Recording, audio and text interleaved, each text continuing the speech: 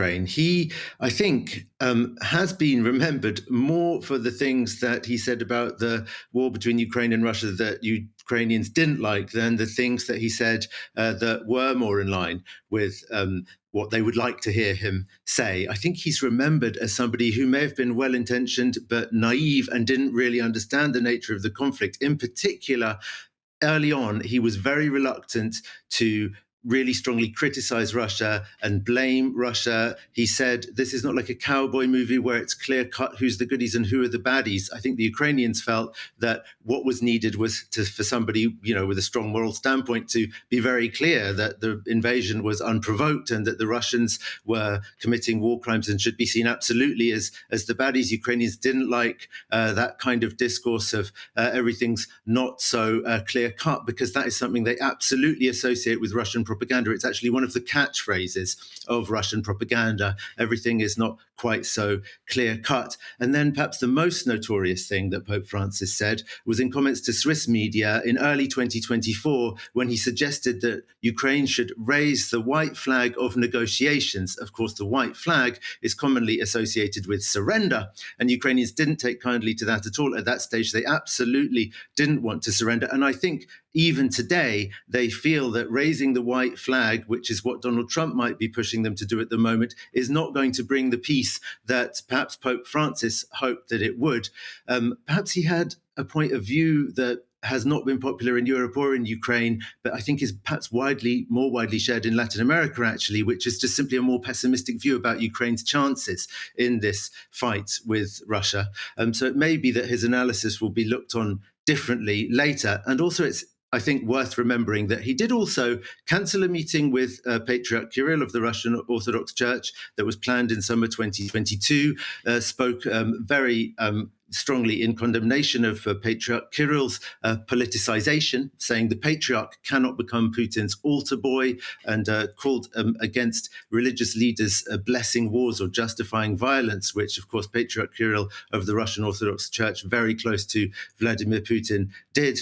On the other hand, although Pope Francis met with the leaders of the newly created independent Orthodox Church of Ukraine and didn't speak in a hostile way about it, he also didn't officially recognize it. For Ukrainians, it was very important for them to have their own independent Orthodox Church and break away from the Ukrainian Orthodox Church, which is still affiliated, most Ukrainians believe, with the Russian Orthodox Church in Moscow, though the leaders of the Ukrainian Orthodox Church claim to have cut their ties. It all gets rather complicated with the names of these different branches of the Orthodox Church. But Pope Francis's position on that was a little bit ambiguous.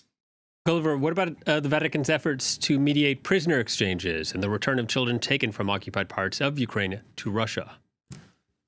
Well, so that's the other thing. And that's one of the things that Ukrainians who met with Pope Francis tried to explain his attitude to their fellow countrymen by saying, look, he is being diplomatic and being a little bit seeming as if he's on the fence because he's trying to achieve as much as he can in his efforts to get prisoners released and to get Ukrainian children who'd been taken to Russia, brought back to Ukraine. And in one of the first really big prisoner exchanges that happened, this was prisoners of war. 215 prisoners of war were released in September 2022, and the Pope played a significant role in negotiating that. In June 2024, 10 Ukrainian civilians, I think most of them religious figures, were priests, were released. So he did have some success, not so much with bringing back the children, but I think that's not for want of trying. Gulliver, real quickly, on the sidelines, before perhaps also after. Zelensky met with Donald Trump. He also met with France's Emmanuel Macron. Doubtful that anything meaningful came out of either of those meetings, though?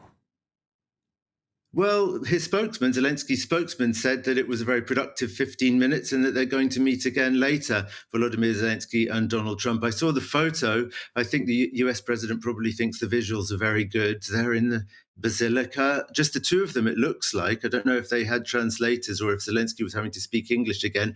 Of course, we don't know at this stage what was said or whether or not there really will be a more, longer meeting later on today. It remains to be seen.